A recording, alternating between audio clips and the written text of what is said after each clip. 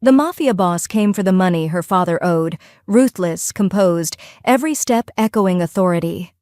The room went silent the moment his eyes met hers. Her father trembled, stammering excuses, but the mafia boss didn't even look at him. Instead, his gaze lingered on her, calm, assessing, dangerous. Then, with a voice as cold as steel, he said, "Forget the debt. I'll take her instead." Olivia was having the kind of night where nothing went right, which should have prepared her for everything going catastrophically wrong. First, the hospital shift from hell, 3 code blues and a patient who'd tried to propose to her while heavily medicated. Then, coming home to find her father sitting in the dark like he was rehearsing for a depression commercial.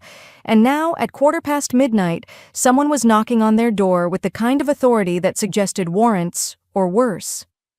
"I'll get it," she called out, but James was already scrambling up, his face drained of color. "Don't open that door," he said, voice cracking with something between a command and a plea.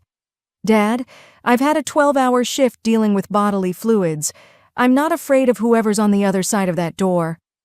She should have been. The man standing in their doorway looked like God had been showing off when he designed him, then gotten worried and added a personality disorder for balance. Expensive suit, dark hair, Italian features that belonged on currency or in a museum, and an expression that suggested he'd never smiled unless contractually obligated.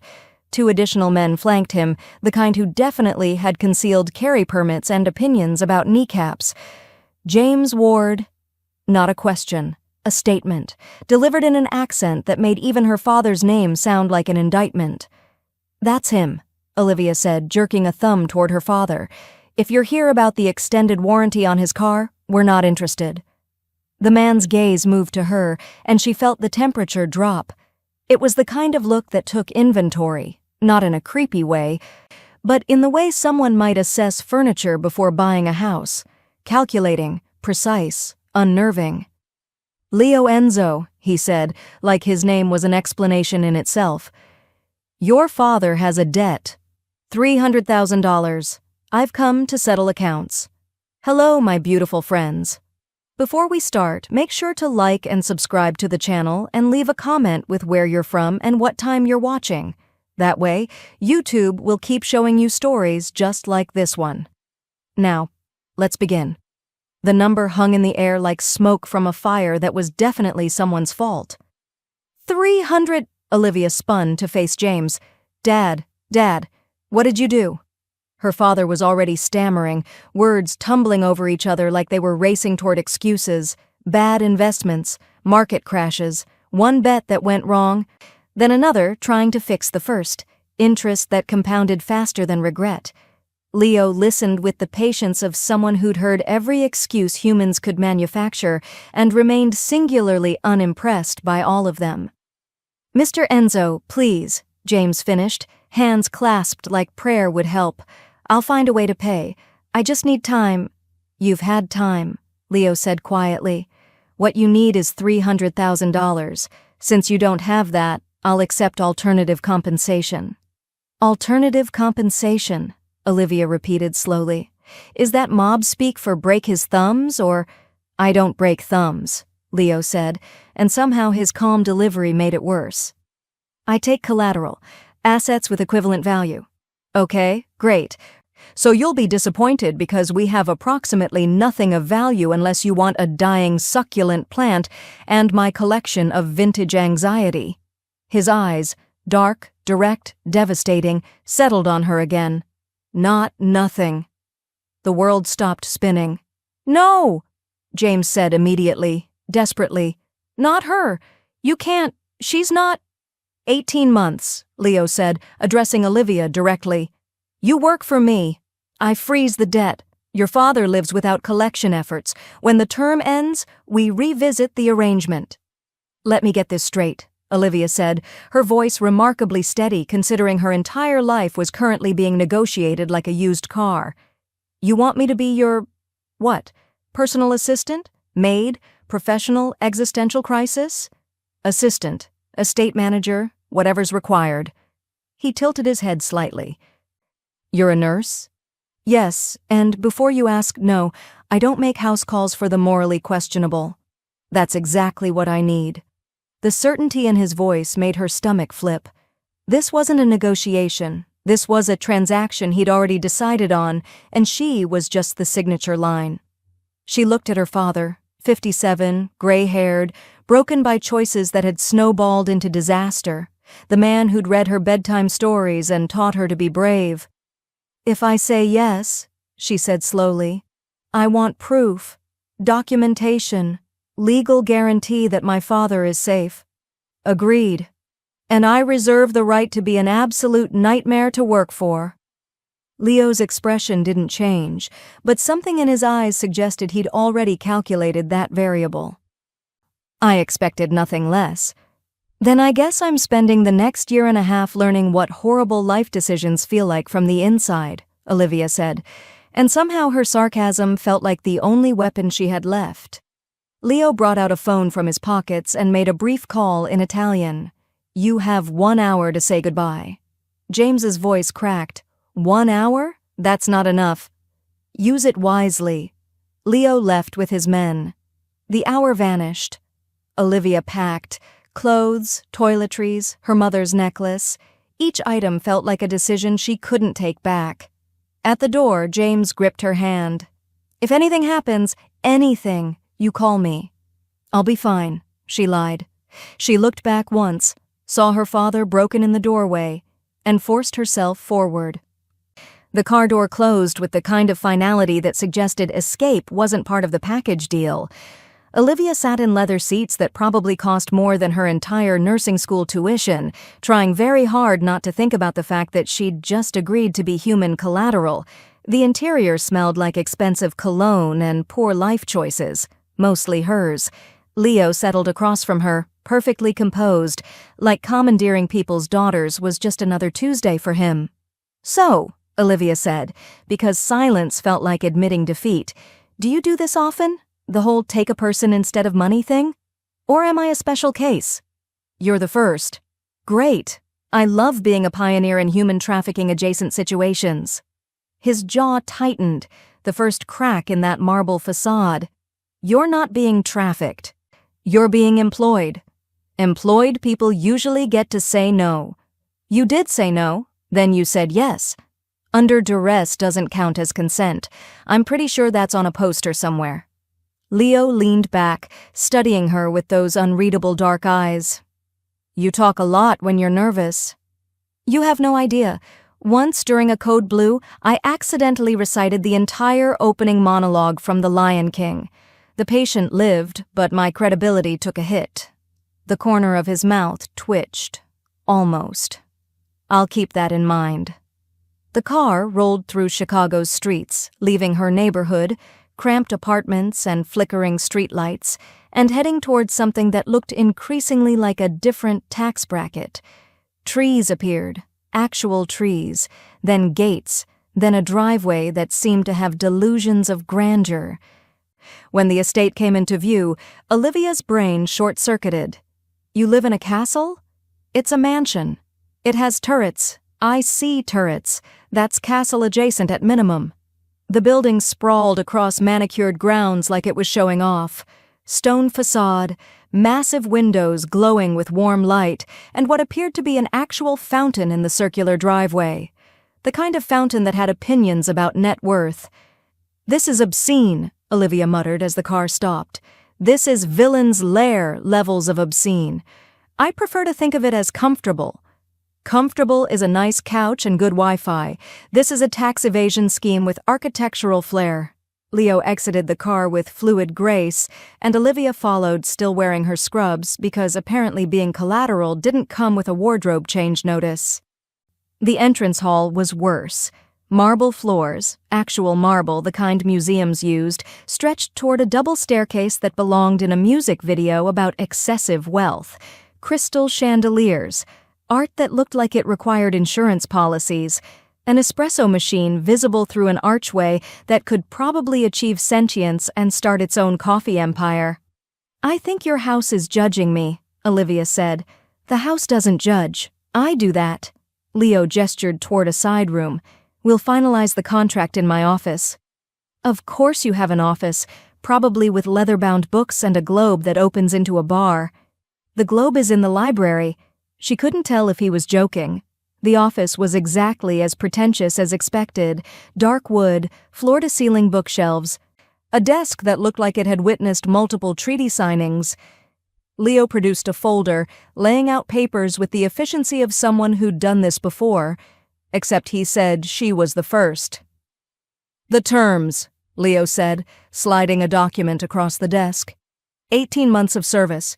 You'll manage household schedules, coordinate my calendar, assist with estate management, and provide medical support when necessary. Olivia scanned the paper. This says I'm on call 24/7. Emergencies don't operate on business hours. Neither does labor law. I'm pretty sure this violates several of them. You're not an employee. You're collateral. He said it so matter-of-factly that she almost laughed. During your term, your father's debt is frozen. No interest, no collection efforts. He's safe. And after 18 months? We revisit the arrangement. Revisit, Olivia repeated. Love the vagueness. Really sells the definitely not indefinite servitude angle. Leo's expression remained unchanged.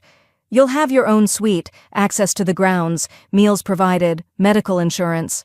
Oh good, health insurance, the cornerstone of every kidnapping. You're not kidnapped, you agreed. Under duress? You already made that point. He pushed a pen toward her. Sign, or I return you to your apartment and proceed with alternative collection methods involving your father. The threat was delivered in the same tone someone might use to discuss weather patterns, which somehow made it worse. Olivia picked up the pen, hating herself a little. For the record, this is coercion. Noted. She signed. The pen felt heavier than it should. A woman appeared in the doorway, mid-50s, efficient-looking, with salt and pepper hair pulled into a bun and eyes that suggested she'd seen everything twice and wasn't impressed either time. "Mrs. Chen," Leo said, "please show Miss Ward to the East Wing." "This way," Mrs. Chen said, her accent faintly British. "Try to keep up." Olivia followed her through hallways that seemed designed to disorient intruders. "So, Mrs. Chen, do you also work here under duress, or is it just me?"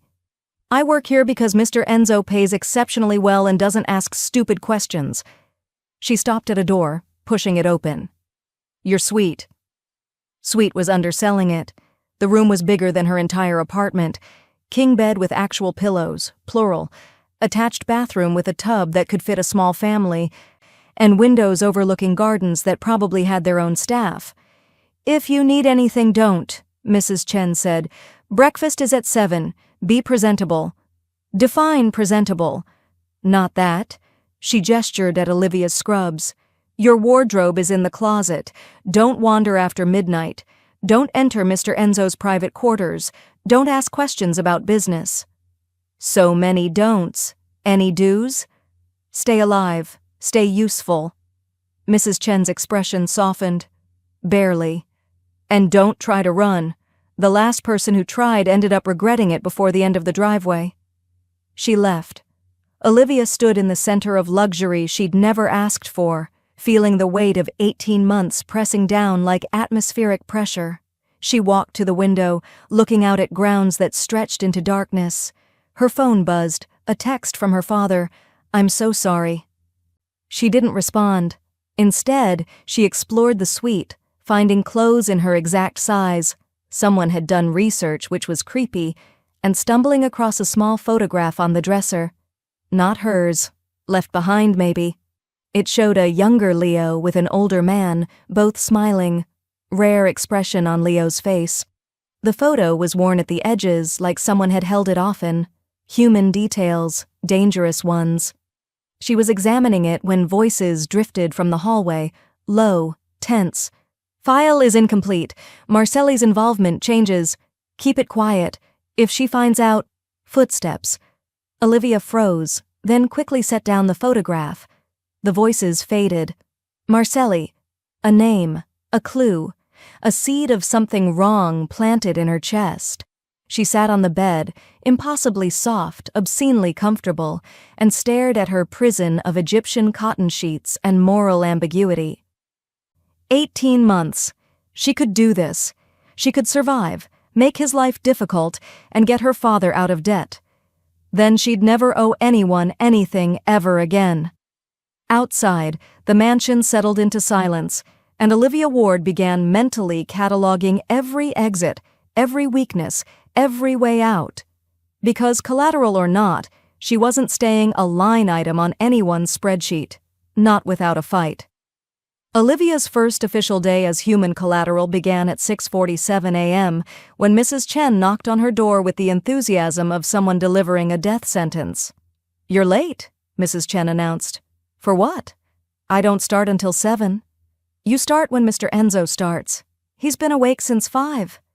"Of course he has," Olivia muttered, dragging herself out of sheets that felt like sleeping on a cloud made of regret. "Does he also run marathons before breakfast and solve world hunger during his commute? He runs at 6. Now move." 20 minutes later, Olivia stood in Leo's office wearing clothes that fit suspiciously well and holding a tablet that looked more advanced than the equipment at her hospital. Leo sat behind his desk, perfectly pressed suit, hair immaculate, looking like he'd never experienced a rough morning in his life. "You're late," he said without looking up. "Your housekeeper already informed me. I'm being double-shamed. Very efficient." He slid a leather portfolio across the desk. "Your responsibilities. Memorize them." Olivia flipped it open. The list was extensive and vaguely terrifying. Manage daily schedule. Coordinate household staff. Attend social functions. Provide medical support. Maintain discretion regarding all business matters.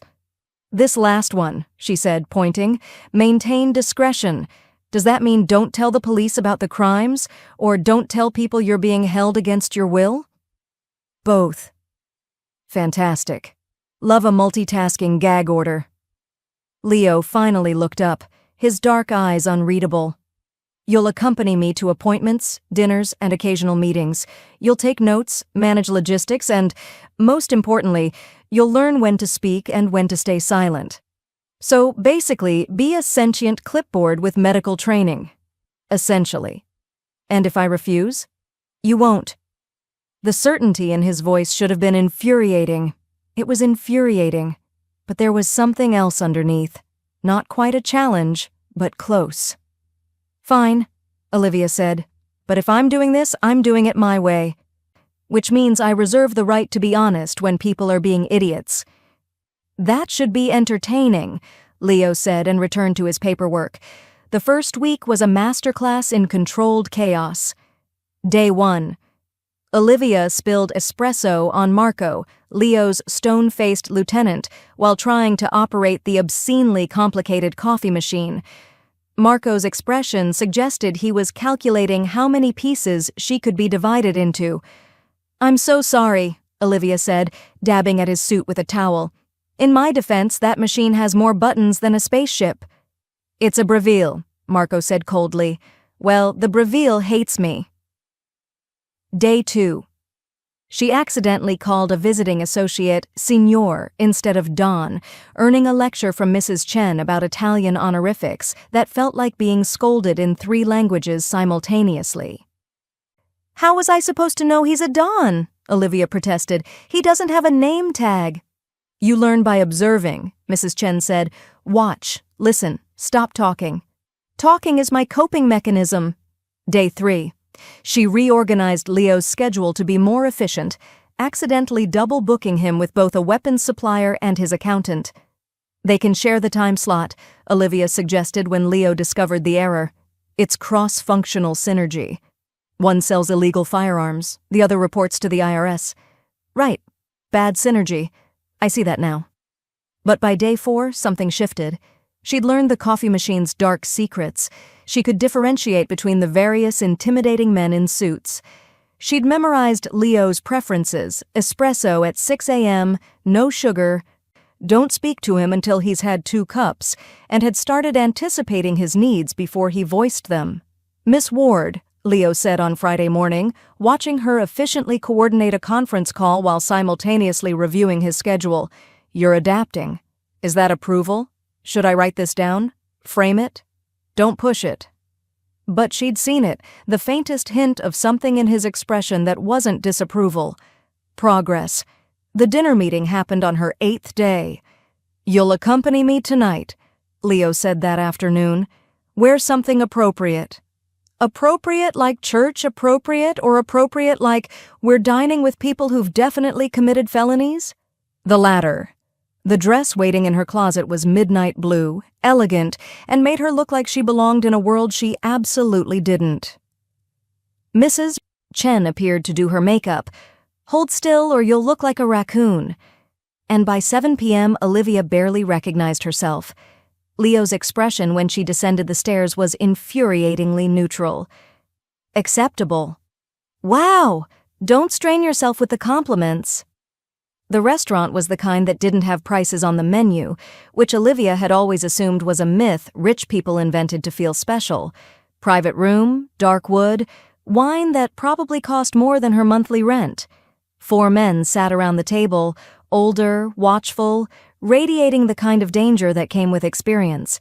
Leo introduced them with names Olivia immediately forgot, too busy cataloging escape routes and potential weapons. "Miss Ward is my new assistant," Leo said smoothly, pulling out her chair. "Assistant," one of them, silver-haired, sharp-eyed, repeated. "How modern." The undercurrent in his tone suggested assistant wasn't the word he was thinking. "I prefer to think of it as professional wrangler," Olivia said brightly. "Mr. Enzo's very difficult. Someone has to manage him." Silence. Then the silver-haired man laughed. "I like her." "Everyone does," Leo said dryly. "It's exhausting." The evening proceeded with careful conversation, business veiled in pleasantries, threats disguised as jokes. Olivia stayed quiet, watching, and she noticed things. The way the youngest man, mid-30s, nervous energy, kept checking his phone. How his left hand trembled slightly when Leo mentioned shipments. The micro-expression of relief when the topic shifted away from the ports. "Excuse me," Olivia said during a lull, smiling apologetically. "Restroom." She didn't go to the restroom. She went to the bar, watching the reflection in the mirrored wall as phone guy made a call, his body language screaming guilt. When she returned, she leaned close to Leo, pretending to refill his water. "The nervous one," she whispered. "He's reporting to someone. Check his left jacket pocket. Phone's been vibrating every 5 minutes." Leo's expression didn't change, but his hand found hers briefly under the table. A squeeze. Acknowledgement. The meeting ended cordially. Leo excused them early, citing her fatigue. In the car, he finally spoke. "How did you know?" "I'm a nurse. I read people's bodies for a living. Elevated heart rate, sweating, repetitive self-soothing gestures. He was stressed about something that wasn't this dinner." "You're observant." "I'm nosy. There's a difference." "No," Leo said quietly, looking at her with something that might have been respect. "There isn't." She found him in the library past midnight, unable to sleep in her luxurious prison. He sat in a leather chair, reading something that looked ancient and important, a glass of whiskey, catching lamplight. "Do you ever sleep?" Olivia asked from the doorway. "Occasionally." "That's not healthy. I'm medically obligated to tell you that." "Noted." He didn't look up. "You should be in bed." "So should you, but here we are, 2 insomniacs pretending we have control over our lives." She wandered in, examining bookshelves. "What are you reading?" "Dante." "Of course you are. Very on brand. Brooding Italian man reads Dante alone in a dark library. You're one thunderstorm away from a Gothic novel." This time he did look up. "You're very comfortable mocking me." "It's a survival mechanism. If I can make fun of you, you're less scary." "I'm not scary?" "Oh, you're terrifying, but mockery helps." She picked up a photo from the side table, the same one from her room. Younger Leo, older man. "Your father?" Something flickered across his face. "Yes. You look happy here." "I was." He took the photo from her, setting it down carefully. "He taught me everything. How to run the business, how to read people, how to—" He stopped. How to be terrifying. How to survive. Leo's voice dropped. He died when I was 25. Someone betrayed him, a business partner. I've spent 8 years ensuring it never happens again. The vulnerability was brief, but it was there, a crack in the marble. That's why you trust no one, Olivia said softly. That's why I trust actions, not words. And yet you brought me here based on a debt. That's not an action. That's a transaction. You agreed. I had a gun to my head, metaphorically. The gun was very real. But his tone had softened. You did well tonight, at dinner. Was that almost a compliment? Don't push it. Olivia smiled despite herself. You know, you're significantly less terrifying when you're tired and drinking whiskey in a library. I'm still terrifying. Sure, and I'm still collateral. We're both pretending right now. Something passed between them, not quite understanding but adjacent to it. A moment of honesty in a house built on secrets. Then footsteps echoed in the hallway. Voices, low and urgent. The ledger doesn't match. Ward's file says otherwise. Keep your voice down. Olivia's blood froze.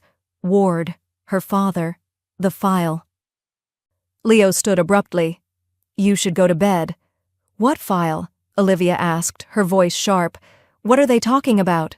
Nothing that concerns you. It's my father's name. It concerns me. Miss Ward, what aren't you telling me? But Leo's expression had shuddered, the vulnerability gone. Good night, Olivia. He'd never used her first name before. She left, heart pounding, mind racing. Ward's file says otherwise. Otherwise, then what? What exactly had her father done, or not done, that warranted $300,000 in 18 months of her life? And why did she get the terrible feeling that Leo knew more than he was saying? You'll need to be perfect tonight, Mrs. Chen said, attacking Olivia's hair with the determination of someone defusing a bomb. These people eat weakness for breakfast and reputation for dinner. What do they have for lunch? Olivia asked, wincing as a pin stabbed her scalp. Blood of their enemies. Hold still. It had been 2 weeks since the overheard conversation about her father's file, and Leo had stonewalled every attempt she'd made to ask about it. Now, apparently, she was being dragged to the social event equivalent of a gladiator arena. The Marcelli family will be there, Mrs. Chen continued, applying makeup with surgical precision. Old money, older grudges, don't speak unless spoken to, don't mention business, don't exist loudly. Got it. I'm serious, Miss Ward. These dinners are chess games with silverware. One wrong move and someone ends up... She made a cutting gesture across her throat. Dead or just socially ruined. In this world, there's no difference. The dress was emerald green, designer, and made Olivia feel like she was playing dress-up in someone else's life. Which, technically, she was. Leo appeared at her door at exactly 7, looking unfairly good in a charcoal suit that probably cost more than her student loans. His eyes traveled over her, brief, assessing, and something flickered in his expression before the mask returned. Acceptable. Your enthusiasm is overwhelming. You look, he paused. Professional. Professional? Wow, that's almost a compliment. Should I get that in writing? Let's go. In the car, he handed her a small earpiece. Keep this in. If I need you to do something, I'll tell you quietly. Is this spy movie protocol, or are you just paranoid? Both. His jaw was tight, shoulders tense in a way she'd learned to read as stress. Tonight is important. The Marcelli family controls the northern ports. We're renegotiating terms. Renegotiating as in having a pleasant conversation, or renegotiating as in thinly veiled threats with pasta? The latter. Fantastic. I love being decorative collateral at a mob dinner. His hand found hers. Brief, warm, unexpected. You're not decorative. You're sharp. Use that. Then he released her, and Olivia's traitorous heart did something complicated. The venue was a private estate that made Leo's mansion look modest. Actual valet parking, actual marble columns, actual chandeliers that probably required their own insurance policies. This is obscene, Olivia muttered as Leo helped her from the car, his hand settling at the small of her back. This is business. Inside, the dining room glittered with dangerous people wearing expensive clothes. Olivia catalogued faces, older men with calculating eyes, women dripping diamonds and disdain, younger members who looked like they were auditioning for a crime family reality show, and at the head of the table, the Marcellis, the patriarch, silver-haired, mid-60s with a smile that suggested he knew where bodies were buried because he'd put them there, stood as they entered. "Leo Enzo," he said warmly, which somehow sounded like a threat. "And who is this lovely creature?" "Olivia Ward, my assistant." Leo's hand pressed slightly firmer against her back. Possessive, protective. "Assistant." The man, Marcelli Sr., she assumed, let the word hang. "How modern. I'm Roberto Marcelli. Please, sit." They were seated directly across from the Marcelli family. Strategic positioning. No accidents here. Roberto's son, 30s, too perfect hair, entitled Energy, leaned forward. "Assistant. That's a creative title for someone who manages my schedule, coordinates my business affairs, and occasionally reminds me that sleep is medically recommended." Leo cut in smoothly. "Miss Ward is invaluable." The son, she caught his name as Vincent, smirked. "I'm sure she is." Olivia felt Leo tense beside her. "Actually," she said brightly, "I mostly just make sure he doesn't die of caffeine overdose or workplace-induced personality disorder. It's very fulfilling work." Silence. Then Roberto laughed, genuine, surprised. "She's funny. I like her." "Everyone does," Leo said tightly. "It's a problem." Dinner began with pleasantries that felt like landmines. Conversation danced around business, shipments, territories, mutual interests. Olivia stayed quiet, watching, and she noticed things. Vincent Marcelli kept checking his phone under the table, subtle but repetitive. His father would speak, and Vincent's hand would drift to his pocket, fingers twitching. Nervous energy. A younger Marcelli cousin, early 20s, baby-faced, shifted uncomfortably whenever Leo spoke, eyes darting toward Vincent like seeking permission to exist, and Roberto himself watched Leo with the intensity of someone playing chess 3 moves ahead. "The ports," Roberto said over the second course, "have been complicated lately, increased scrutiny. We need to adjust our arrangement." "Adjust," Leo repeated. "Meaning? Meaning a larger percentage for managing increased risk? Or meaning you're leveraging phantom risk to renegotiate terms in your favor?" Roberto's smile sharpened. "Careful, Leo. Accusations can be dangerous." Olivia felt the temperature drop. This was the moment Mrs. Chen had warned about, chess with silverware. Vincent leaned in. "Maybe if you spent less time with pretty assistants and more time understanding port logistics." Leo's hand found Olivia's under the table. A warning. Stay calm. But Olivia was watching Vincent's other hand, the one near his phone. It was shaking. Just slightly. She leaned close to Leo, pretending to adjust her napkin. "Vincent's phone," she whispered. "Someone's texting him instructions. Check the cousin. He's watching Vincent for cues." Leo's eyes flickered imperceptibly toward the young cousin. Then back to Roberto. "Before we discuss percentages," he said smoothly, "perhaps we should discuss why your son is receiving real-time instructions during a negotiation." Vincent froze. Roberto's expression hardened. "What are you implying?" "I'm implying that authentic negotiations don't require coaching via text message." Leo's voice was silk over steel. Vincent received 4 messages in the last 15 minutes. Each time his position shifted, which suggests someone else is running this conversation. The room went silent. Roberto's gaze slid to his son, whose face had gone pale. "Vincent?" It's nothing, just show me the phone." "Father." "Now." Vincent produced the phone with trembling hands. Roberto read the screen, and his expression turned glacial. "Excuse us," he said tightly, standing. "Family matter." The Marcellis left the table in tense formation, Vincent trailing like a man heading to his own funeral. The room exhaled collectively. Leo's hand squeezed Olivia's, brief, acknowledging. When he released her, his thumb brushed her palm deliberately. Her heart did something acrobatic and unhelpful. "Well," she said quietly, "that was dramatic. That was you." His voice was low, almost warm. "You saw what I didn't. I'm observant. Comes with the nursing territory. You're more than that." His eyes met hers, and for a moment, the dangerous world fell away. "You're Mr. Enzo." Marco appeared, leaning down to whisper urgently. "We need to speak. Now." Leo's expression shuddered. "Excuse me." He left, and Olivia sat among strangers in designer clothes, trying not to think about how his touch had felt or how her stomach had fluttered when he'd looked at her like that. She was collateral. He was her captor. This wasn't a romance. This was Stockholm Syndrome with better furniture. 20 minutes later, Leo returned. His jaw was tight, eyes storm-dark. "We're leaving," he said quietly.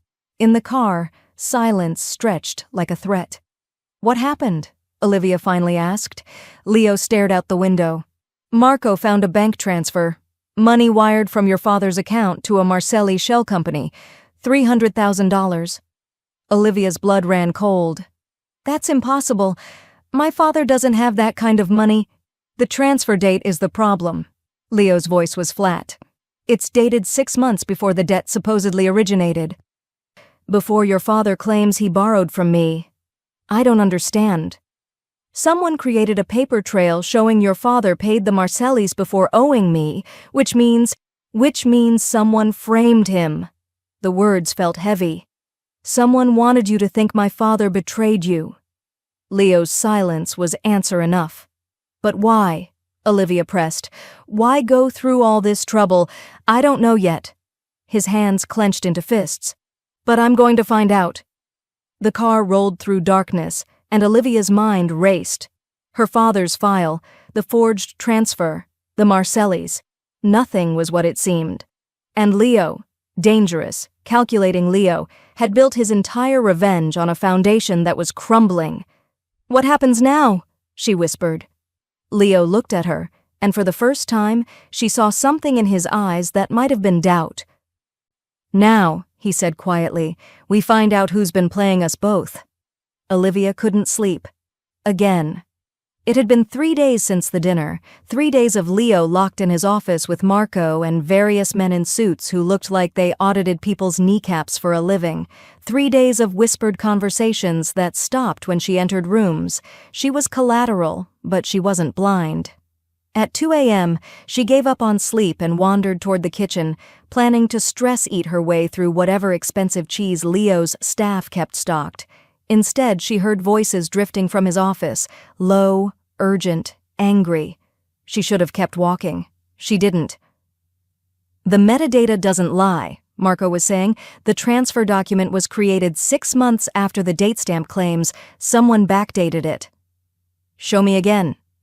Leo's voice, tight with something that might have been dread.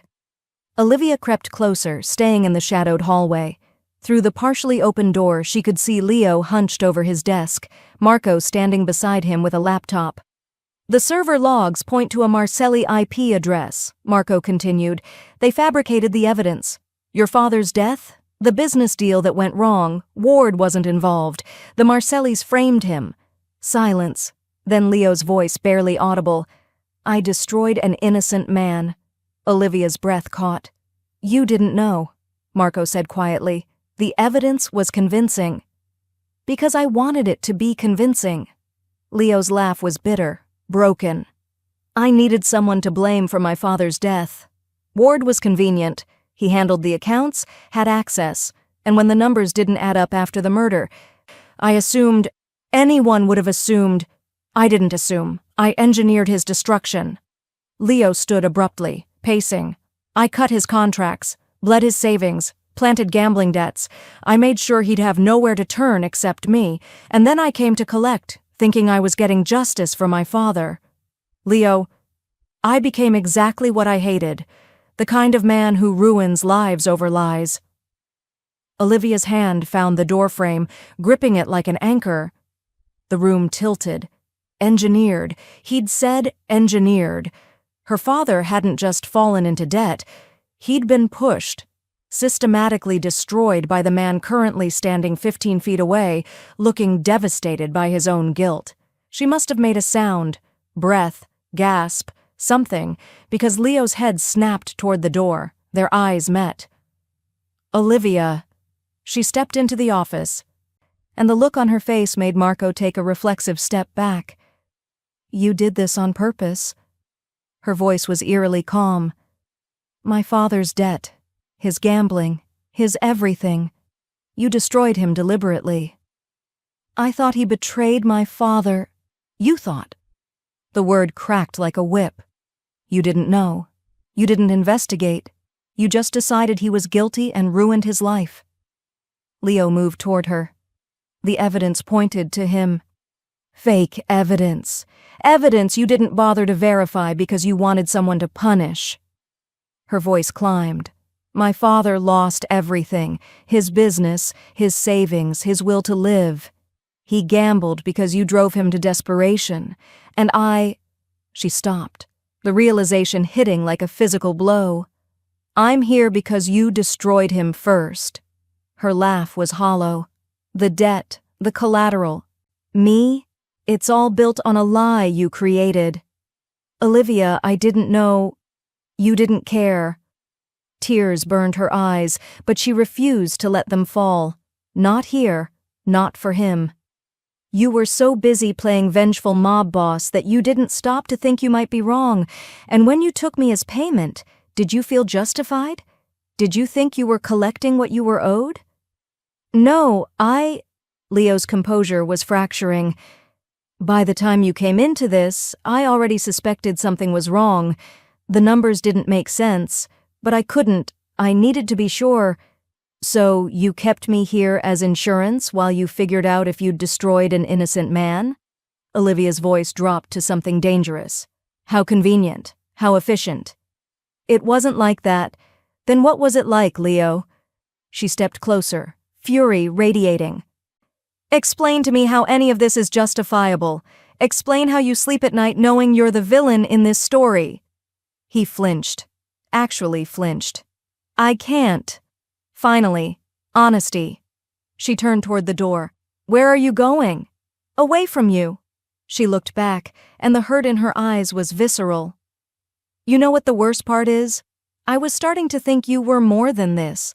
More than the cold, calculating monster everyone warned me about. I thought I saw something human underneath. Olivia. But you're exactly what you appear to be.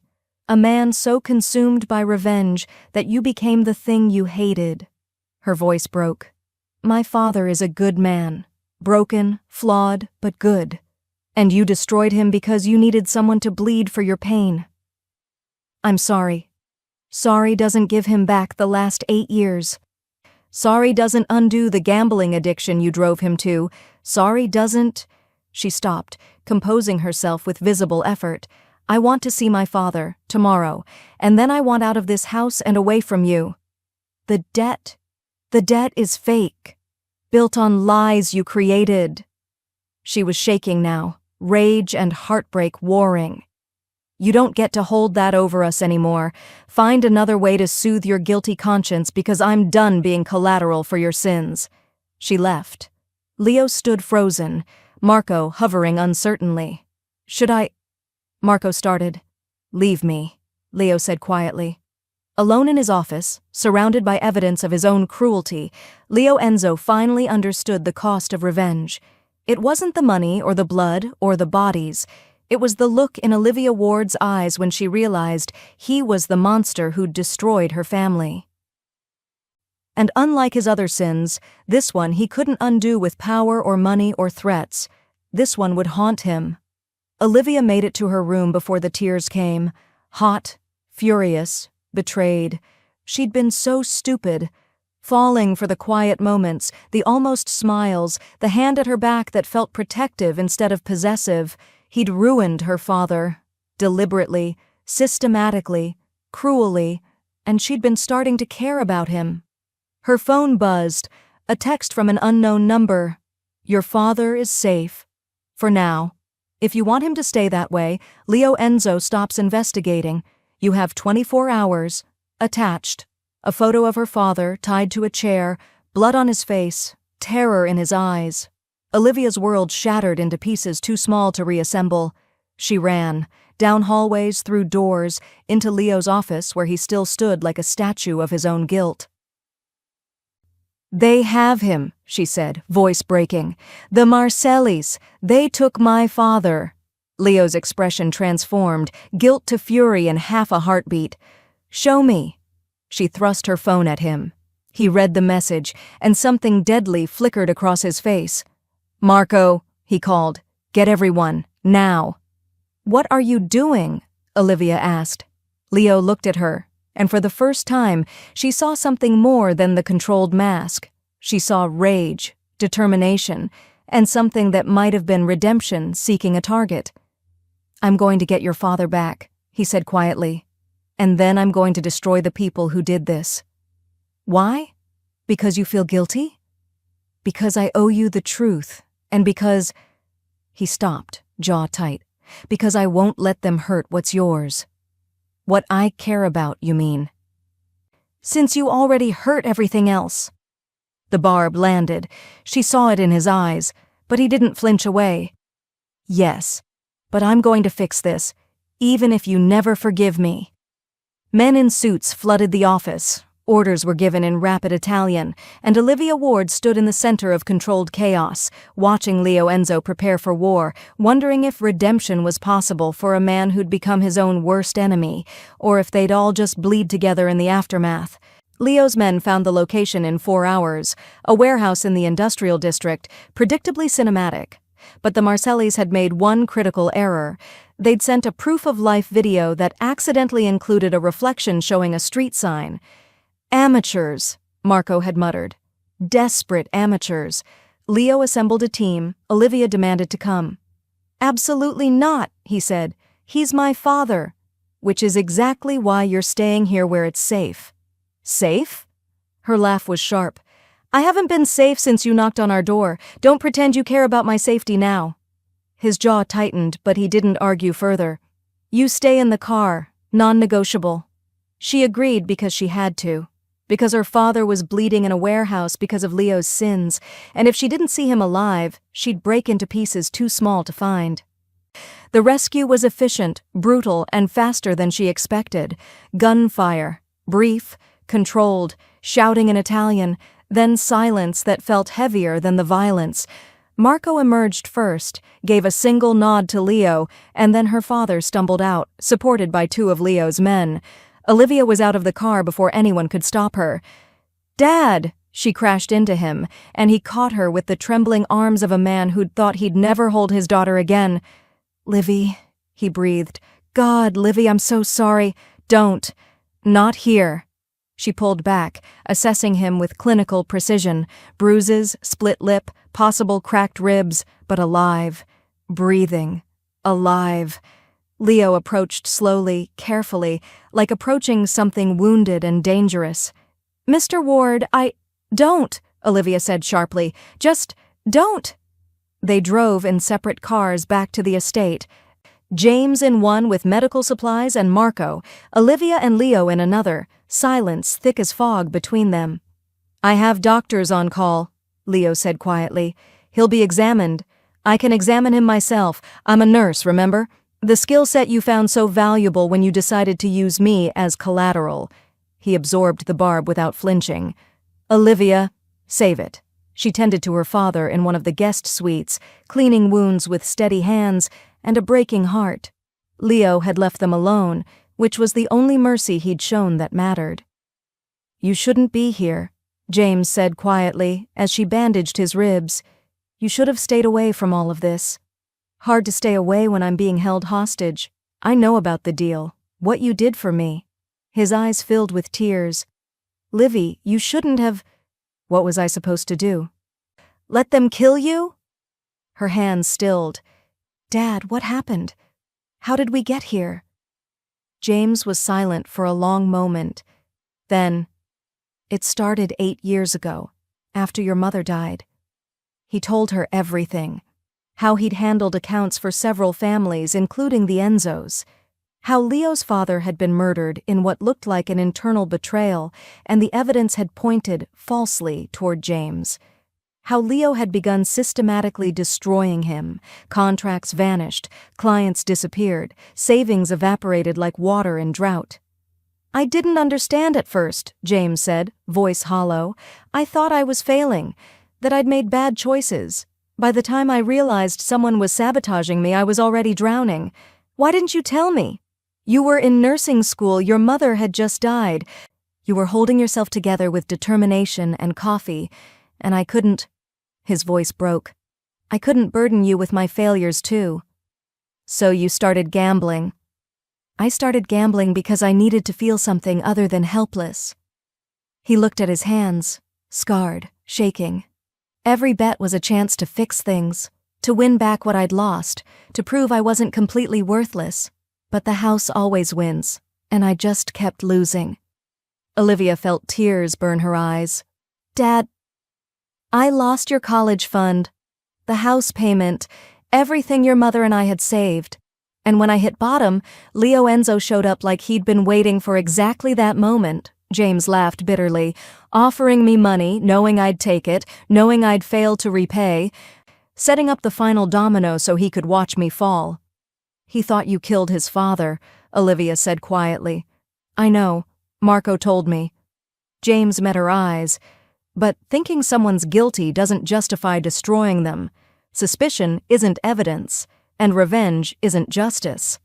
The words settled between them like stones. I've made terrible choices, James continued. The gambling, the debt, letting my grief turn me into someone I don't recognize. But Leo Enzo made the choice to become my executioner. We're both responsible for where we ended up. Olivia finished the bandage, hands moving automatically while her mind raced. I don't know how to feel about any of this. Feel angry, you're entitled. I am angry. At him, at you, at the Marcellus, at the entire stupid situation. She sat beside him on the bed. But I'm also tired, Dad. So tired of everything being broken. James pulled her close, and she let herself be held like she was 10 years old again, and the biggest problem was a scraped knee. I'm going to fix this, he said. I'm going to get help, real help, rehab for the gambling, therapy, whatever it takes to be the father you deserved all along. You've always been enough, Olivia whispered. No, but I will be. She found Leo in his office hours later, staring at documents like they held answers they didn't. He's stable, she said from the doorway. Bruised but not broken. Physically, anyway. Leo looked up, and the exhaustion in his eyes was startling. Good. I've arranged for a therapist who specializes in gambling addiction, residential treatment if he wants it. Fully paid.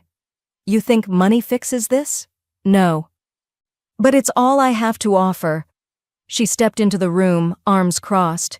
He told me everything, how you destroyed him piece by piece, how he watched his life unravel and didn't understand why until it was too late. I know. Do you? Do you understand what you did? Her voice remained steady, controlled. You didn't just ruin his finances, Leo. You ruined him. His confidence, his sense of worth, his ability to function. You turned him into someone he hated. I know, Leo repeated, and the brokenness in his voice was genuine. If I could undo it, but you can't. That's the problem with revenge. It's permanent. He stood, moving toward her. I've cleared all his debts. Not just to me, every gambling debt, every loan shark, every penny he owes anyone. He's free financially.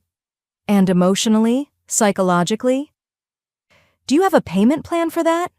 Olivia, my name sounds wrong coming from you now. She turned toward the door. Thank you for getting him back. For the medical care, the therapy, all of it. But gratitude isn't forgiveness, and I don't know if I can forgive either of you. Either of us? Him for lying, you for being the reason he had to. She left before he could respond. She was packing, methodically, mechanically, when her phone buzzed, a video file from an unknown number. With trembling hands, she opened it. The screen showed her father, back in the warehouse, tied to a chair, fresh blood, new bruises, and Vincent Marcelli standing beside him with a gun. "Miss Ward?" Vincent's voice came through tinny, but clear. "Your boyfriend's little rescue was premature. We have your father again, and this time, the price is simple. Leo Enzo's evidence against my family, or your father dies. You have 12 hours. The video ended. Olivia stared at the screen, watching her reflection in the black glass. 12 hours, her father's life, and the evidence that could destroy the people who'd framed him. She looked toward Leo's office, where light still glowed under the door. He'd started this war, but she was the only one who could end it. The question was, what was she willing to sacrifice to save what was left of her family? And did Leo Enzo's redemption matter more than her father's life? She had 12 hours to decide. The clock was ticking. Olivia made it 3 steps toward Leo's office before the windows exploded. Glass erupted inward in a shower of crystalline violence, followed immediately by the sound that would haunt her nightmares. Gunfire, rapid and relentless, tearing through the quiet night like the world was ending, which, apparently, it was. She hit the floor on instinct, nurse training kicked in before conscious thought, and army crawled toward the nearest cover, a marble column that probably cost more than her car. She pressed against it, heart hammering, brain cataloging escape routes while her hands shook. "This is fine," she thought hysterically. Just another Tuesday night being shot at in a mob mansion. Totally normal. "Olivia!" Leo's voice cut through chaos, and suddenly he was there, materializing from smoke and darkness, grabbing her arm, hauling her upright. "Basement, now! My father! Marco has him! Move!" More gunfire. Closer. Leo shoved her toward a hidden door she'd never noticed, covering her body with his, as bullets chewed through walls where they'd been standing seconds before. The door led to a staircase, concrete, industrial, definitely designed for emergencies exactly like this one. They descended into controlled chaos, Leo's men arming themselves with the efficiency of people who'd practiced this scenario, medical supplies being distributed, communication devices crackling with Italian that sounded like tactical updates. Mrs. Chen appeared, remarkably calm for someone whose employer was under siege. "Medical station East Corner. You're needed." "I'm not," Olivia started. "You're a nurse. People are bleeding. Save your crisis for later." She thrust a med kit into Olivia's hands and disappeared into the organized pandemonium. Leo was already moving toward his men, but he looked back. "Stay here." "Don't be a hero." "Wouldn't dream of it," Olivia lied. The basement had transformed into a war room. Monitors showed security feeds, men in tactical gear systematically breaching the compound perimeter. The Marcellis weren't playing games anymore. Olivia found the medical station and immediately had 3 patients, a grazed shoulder, a through-and-through in the thigh, and Marco with a nasty gash across his forehead that bled impressively. "You look terrible," she told Marco, cleaning the wound with steady hands despite the gunfire audible above. "You look terrified," he replied. "I'm multitasking. Hold still." She worked quickly, muscle memory taking over. Assess, clean, bandage, move. Just like the ER, except the ER didn't usually involve organized crime families trying to murder everyone. "Where's my father?" she asked, tying off the bandage. "Safe room, 2nd floor, locked down." "The 2nd floor where people are currently shooting?" "It's reinforced. He's safer there than anywhere." Marco stood, testing his balance.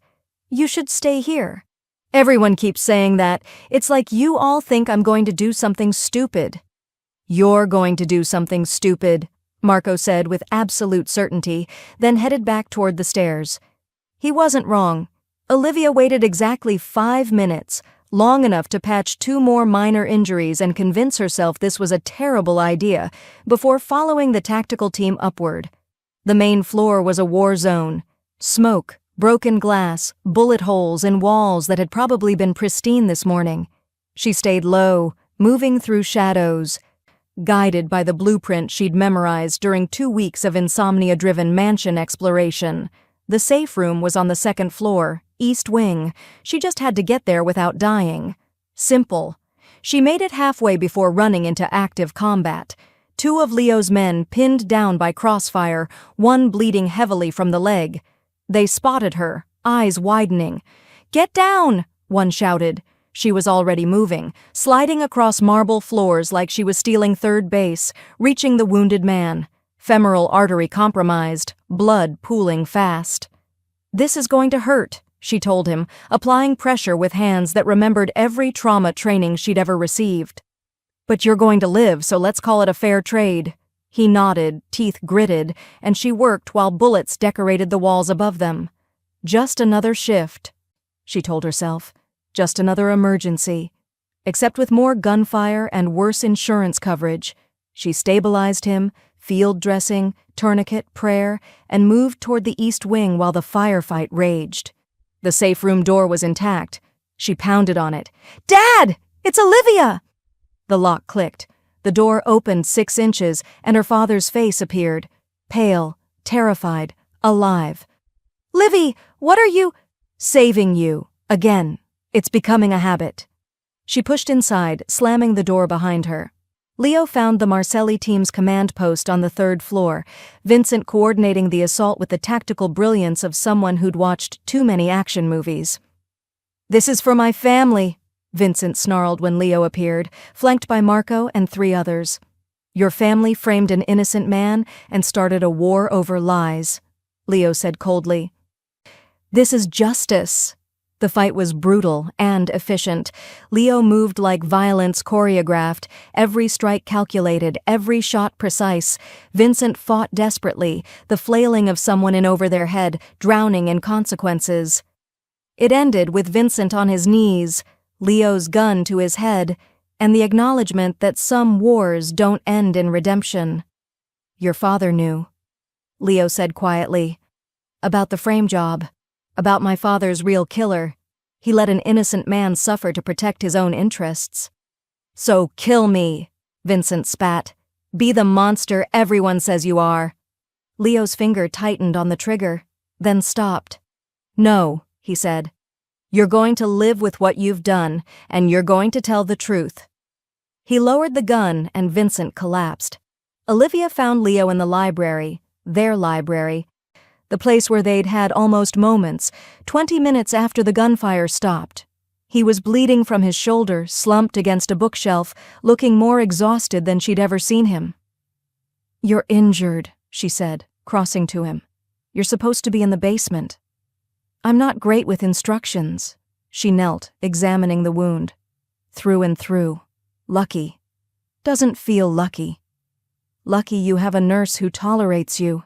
She cleaned the wound with supplies from a kit she'd grabbed, hands steady despite everything. "This is going to sting." He didn't flinch, just watched her work with those dark, fathomless eyes. "Your father?" he asked quietly. "Safe, alive, probably traumatized for life, but physically intact." She applied antiseptic. "You saved him. I endangered him first." "Yeah, you did." She met his gaze. "But you also went to war to get him back. That has to count for something." "Does it?" His voice was raw. "Does any of this count when it's built on my mistakes?" She finished the bandage, but didn't move away. "I don't know, Leo. I don't know if redemption works like that. If you can balance scales with blood. Then what do I do?" "You live with it." Her hand rested against his chest, feeling his heartbeat, rapid, human, alive. "You live with what you've done, and you try to be better. Not perfect, just better." His hand covered hers. "I destroyed your father. I used you. I became everything I hated." "I know. And you're still here." "I'm still here," she confirmed, and didn't know if that made her compassionate or stupid or some complicated combination of both. He pulled her closer, slowly, giving her every chance to pull away. She didn't. Their foreheads touched, and in the ruins of the war they'd survived, something fragile and honest passed between them. "I can't undo what I've done," he whispered. No, but maybe we can figure out what comes after. Marco appeared in the doorway, expression grim. It's done. Marcelli family is in custody. Evidence submitted to authorities. Your name is clear, Mr. Ward's name is clear. And the cost? Leo asked without moving. 3 dead, 7 injured, and we burned the Marcelli legacy to the ground tonight. Marco's voice dropped. The question is, can we live with what we did? Leo looked at Olivia, and she saw the weight of kingdoms built on violence, of revenge that tasted like ash, of victories that felt like losses. I don't know, he said honestly, but I'm going to try. The mansion looked like it had survived a war, which, technically, it had. Olivia stood in the entrance hall 3 days after the siege, watching contractors assess damage while Leo's men coordinated repairs with the grim efficiency of people who'd done this before. Bullet holes patched, glass replaced, blood cleaned from marble floors that probably had stories to tell if anyone bothered asking. 3 of Leo's men had died.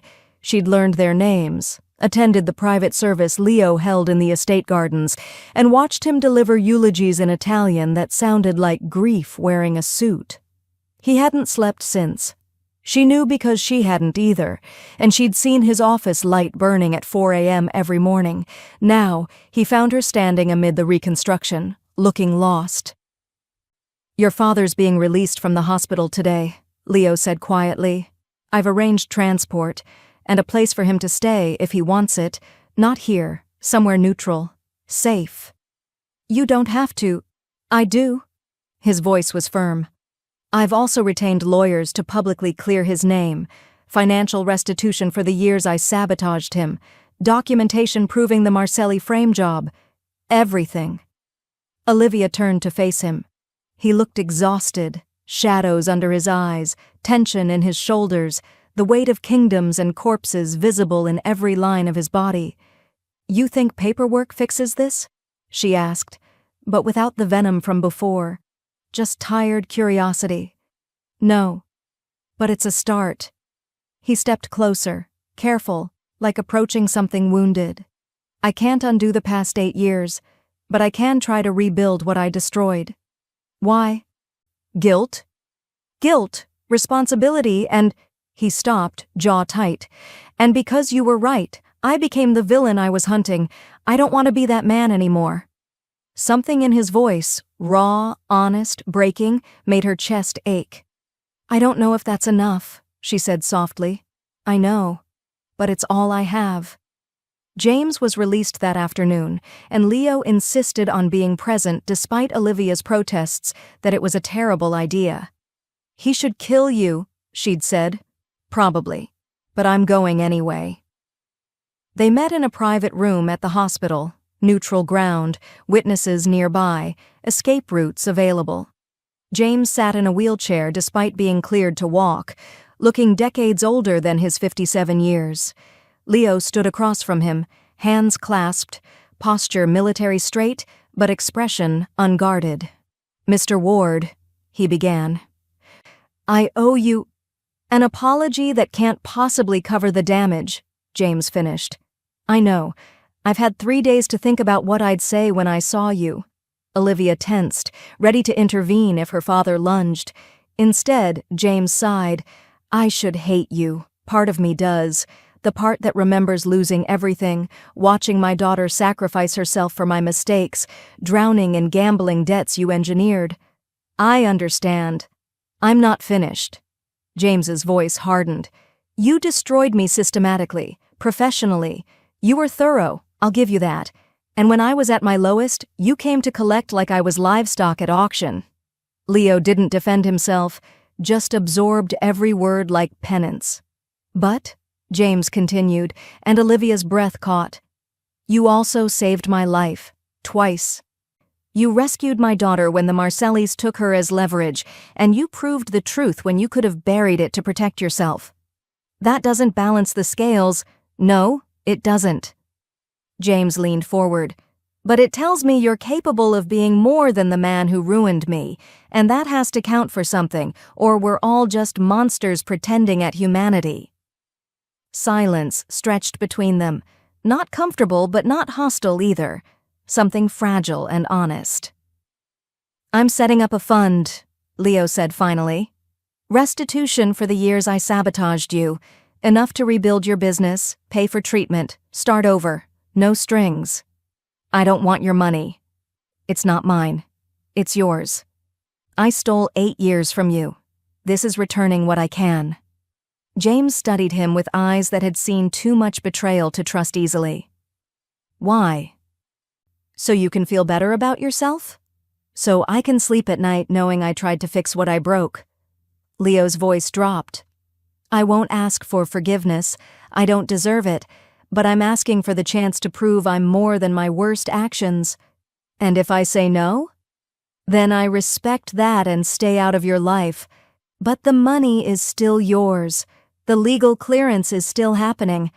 Because that's not about forgiveness. It's about justice." James looked at Olivia, who stood frozen between them. "What do you think, Livy?" "I think," her voice cracked, "I think people are complicated. And I think Leo's trying. And I think you both made terrible choices that brought us here." She looked between them. "But I also think maybe we don't have to keep bleeding over the past. Maybe we can just try to be better." James extended his hand. Not warmth. Not forgiveness, but acknowledgement. Leo took it, and something in his expression broke with relief. "Don't make me regret this," James said. "I won't. And Enzo? If you hurt my daughter again, restitution money won't save you from me." The corner of Leo's mouth twitched. "Understood." That night, Olivia found Leo in the library, their space, the place where things had shifted before the world exploded. He stood by the window, staring at the gardens where contractors had filled in bullet-damaged hedges. "You can't fix everything," she said from the doorway. "I know, but I'm going to try." He turned to face her. "Your father's lawyers received the documentation. Public statement goes out tomorrow clearing his name. Restitution is being transferred to an account in his name. You're very efficient with your guilt. It's all I know how to do." His laugh was hollow. "Fix problems, eliminate threats, control outcomes. You can't control this." She walked toward him slowly. "You can't control whether I forgive you, or whether my father ever trusts you, or whether any of this ends well. I know. So why are you trying so hard?" He met her eyes, and the vulnerability there was startling. "Because for the first time in 8 years, I want something more than revenge. I want—" He stopped, jaw working. "I want to be the man you thought I might be, before you knew what I'd done." "I didn't think you were good," Olivia said softly. "I thought you were complicated, dangerous. But maybe capable of being more than your worst impulses. And now? Now I think you're trying to prove me right." She stopped in front of him, close enough to touch. "The question is, are you doing this for me or for yourself?" "Both," he admitted. "Is that selfish?" "Probably, but at least it's honest."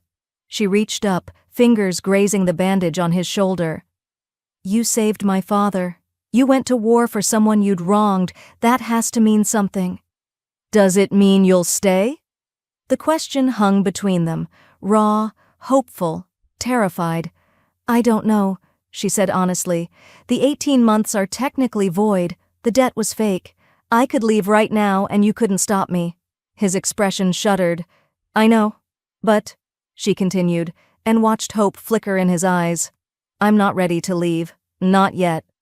Not until I figure out who we are without the debt between us. Who do you want us to be?" "I don't know. Maybe 2 people trying to be better. Maybe—" She stopped, heart hammering. "Maybe something more. Eventually. If we can figure out how to trust each other." "I don't know how," he confessed. "To trust, to be trusted. My father died because someone I trusted betrayed him. I've spent 8 years building walls. Then maybe we start small." She took his hand, lacing their fingers together. One honest conversation at a time, one choice to be vulnerable instead of protected, one moment of believing the other person won't destroy us. That sounds terrifying. It is, but so was being collateral, and I survived that. She smiled, small, tentative. Besides, I've already seen you at your worst. Anything else is an improvement." He laughed, actually laughed, and the sound was rusty but genuine. "You're impossible. I'm honest. There's a difference." He pulled her closer, forehead resting against hers. "If we do this, if we try, I can't promise I won't make mistakes. I'm not asking for perfect, I'm asking for trying. I can do trying. Then that's enough." She tilted her head up, and their lips met. Gentle, tentative, honest. Not the kiss of hostage and captor, but two people choosing each other despite the wreckage between them. When they pulled apart, Leo's eyes held something that might have been peace. "Stay," he whispered. "Not as collateral, not as payment, just stay." "I'll think about it," she said, but she was smiling. The morning brought a new problem in the form of Marco, his expression grim as a funeral. "We have a situation," he said, finding them having breakfast, coffee for Leo, tea for Olivia, tentative domesticity between them. "What kind of situation?" Leo asked. "Legal kind. The DA's office is investigating the Marcelli takedown. They want statements and—" He hesitated. "They're asking questions about Miss Ward's involvement, whether she was complicit, coerced, or a victim." Olivia's stomach dropped. "They think I was part of this?" "They think you might have been leverage used in organized crime activities, which technically—" "I was," she finished. "So what happens now?" Leo's expression hardened. "Now we protect her, whatever it takes. Even if it costs you? Especially then." And Olivia realized that maybe, just maybe, redemption looked like this, choosing someone else's safety over your own kingdom. Even when the cost was everything you'd built, the DA's investigation lasted 6 weeks and felt like 6 years. Olivia gave testimony in a room that smelled like stale coffee and bureaucratic despair, explaining, repeatedly, that yes, she'd been coerced into the arrangement, but no, she hadn't participated in criminal activities unless you counted making Leo's schedule more efficient, which should probably be illegal given how much he worked. The assistant DA hadn't appreciated her humor. Leo's lawyers were better, slick, expensive, and armed with documentation proving the Marcelli frame job, James's innocence, and the fact that Olivia had been victim, not accomplice. They presented her nursing credentials, her hospital employment history, and character witnesses who testified she couldn't even lie convincingly about liking someone's haircut, let alone participate in organized crime. In the end, the DA issued a statement. "Miss Olivia Ward has been cleared of any wrongdoing. She was an unwilling participant in a complex fraud scheme orchestrated by the Marcelli crime family. No charges will be filed." Olivia read it 3 times, then texted Leo, "Does this mean I can put 'survived being collateral in a mafia debt scheme' on my resume?" His response came immediately, "Only if you want to be unemployable." She smiled despite herself. The public statement Leo issued was printed in major newspapers and went viral on social media, which was deeply weird for everyone involved. James Ward's name has been unjustly tarnished by fraudulent financial records created by the Marcelli organization. Mr. Ward had no involvement in the death of my father, Antonio Enzo, and I deeply regret the harm caused by acting on false evidence. Full restitution has been made, and I take complete responsibility for my actions. The truth has been restored, and justice, however imperfect, has been served. James read it at Olivia's kitchen table, the apartment Leo had purchased outright and transferred to her father's name, along with a trust fund for gambling addiction treatment and enough money to rebuild his consulting business. "He didn't have to do this publicly," James said quietly. "He did, though," Olivia replied, pouring coffee. "Anything less would have been performative guilt. This is him actually trying." "And you're okay with that? With him?" She thought about it, really thought about Leo's vulnerability in the library, his willingness to go to war for someone he'd wronged, the way he looked at her now like she was something precious instead of collateral. "I'm getting there," she said. "We both are." James reached across the table, squeezing her hand. Your mother would have had opinions about you dating a mob boss. Mom had opinions about everything. Remember when I brought home that guy with the man bun? She called him a hair crime with a pulse. James laughed, the first real laugh she'd heard from him in months. God, I miss her. Me too, Dad. They sat in comfortable silence, drinking coffee in an apartment that didn't smell like regret anymore, and Olivia felt something shift. Not healing, that would take time, but the beginning of it, the possibility. She found Leo in his office that evening, reviewing contracts with the intense focus of someone who'd never learned to relax. "You're brooding again," she announced from the doorway. "It's very on-brand, but medically concerning." He looked up, and that almost smile appeared, the one he seemed to save just for her. "I'm working." "You're always working. It's like you think if you stop moving, you'll have to feel things." She walked in, perching on the edge of his desk. "How's the Empire?" "Recovering. The Marcelli territory has been redistributed. Our losses were significant, but we're rebuilding." "That's very clinical for 3 people died and I'll never forgive myself." His expression tightened. "No, I won't." "Good. You shouldn't." She tilted her head, studying him. "But you also can't carry them forever, Leo. At some point you have to decide if you're going to live or just exist while feeling guilty. Therapy sounds different coming from you." "That's because I add sarcasm. Makes the medicine go down easier." She reached for his hand, lacing their fingers together. "I've been thinking. That's usually dangerous. The 18 months are void. The debt was fake. Technically, I'm free to leave any time." Something flickered in his eyes, fear, quickly masked. "I know. But I'm not leaving. Not yet, anyway." "Not yet," he repeated carefully. "Meaning, eventually?" "Meaning I want to stay, but on different terms." She squeezed his hand. "Not as collateral. Not as your assistant because you need someone to manage your psychotic schedule. But as..." She paused, choosing words carefully. "As your partner, equal, someone you choose to keep around because you actually want me here."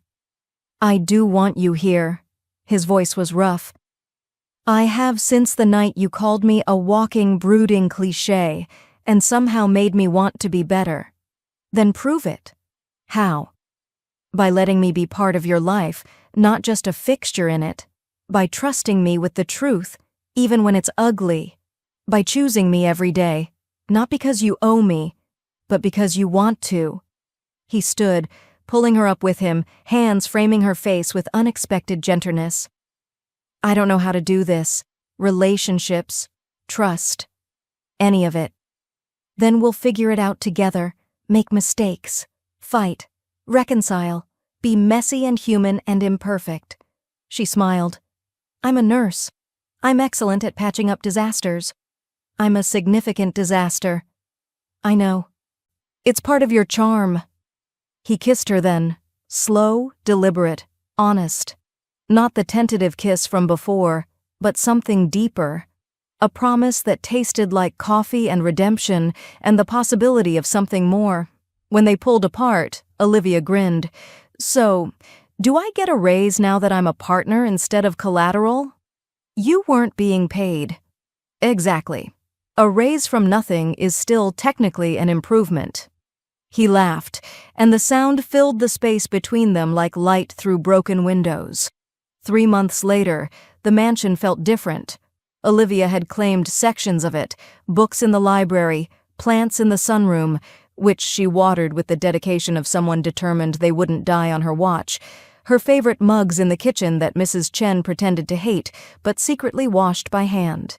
James visited weekly, looking healthier each time, attending meetings, rebuilding his business, even dating someone he'd met at group therapy. Life wasn't perfect, but it was life, which was more than any of them had expected 6 months ago. Leo was different too. Still intense, still dangerous, but softer around the edges. He smiled more, laughed occasionally, let Olivia reorganize his schedule to include things like sleeping and eating meals at normal times. "You're domesticating him," Marco observed one morning, watching Leo actually take a lunch break. I prefer to think of it as civilizing, Olivia replied, like a very attractive feral cat who occasionally commits light felonies. He can hear you, Leo called from across the room. I know. I'm building your tolerance for honesty. That evening, Leo found her in the library, their space, where the best and worst moments had happened, reading a novel and drinking tea. I have something for you, he said. She looked up. If it's another expensive dress, I'm going to start thinking you have a stylist complex. It's not a dress. He handed her a small box, not jewelry-sized, but close. Inside was a key, ornate, old-fashioned, clearly meaningful. It's to the estate's main entrance, Leo explained. The original key. My father gave it to me when I took over the business. It means... He paused, searching for words. It means you're not a guest. You're home, if you want to be. Olivia felt tears prick her eyes. Leo, you can leave any time. This isn't a cage. But if you stay, I want it to be because you chose to. Because this is yours as much as mine. She set down the key carefully, then pulled him close. You know, for someone who claimed he didn't know how to do relationships, you're getting suspiciously good at grand gestures. I had a good teacher. His arms wrapped around her.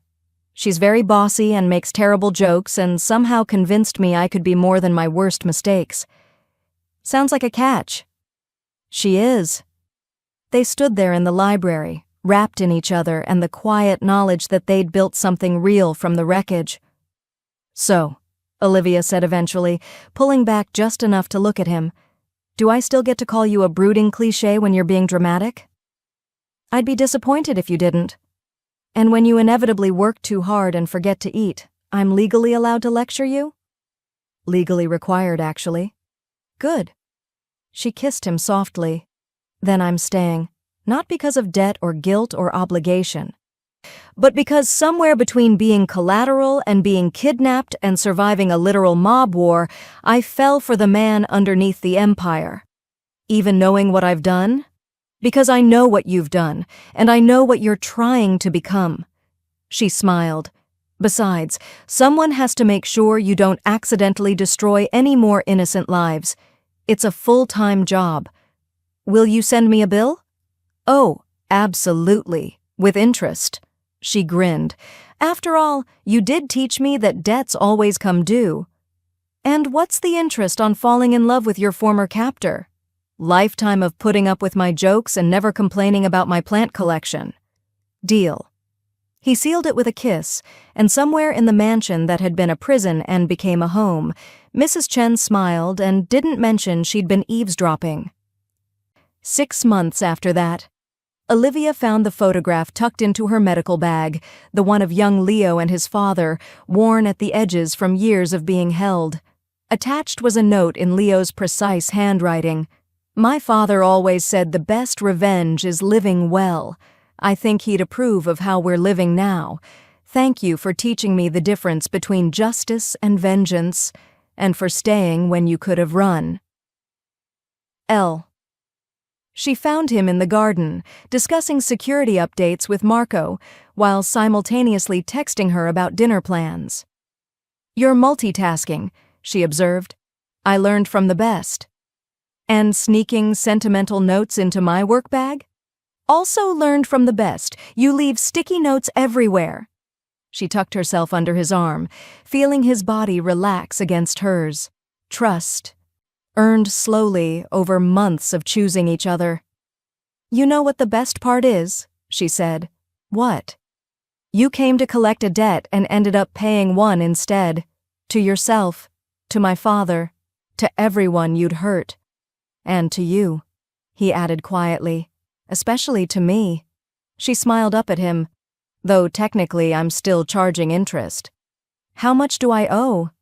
Everything, but I'll accept payment in coffee, honest conversations, and occasionally admitting when you're wrong. That's expensive. You're rich, you can afford it. He kissed the top of her head, and in the garden where violence had once erupted, peace settled like autumn leaves. Worth every cent, he murmured. Obviously, Olivia replied. I'm an excellent investment. And somewhere in the space between debt and love, collateral and choice, revenge and redemption, they'd built something that looked a lot like home. Imperfect, hard-won, real, and worth infinitely more than $300,000 could ever buy. Thanks so much for watching. If you enjoyed this video, don't forget to hit that like button, subscribe for more amazing content, and check out the next video right here. You're going to love it.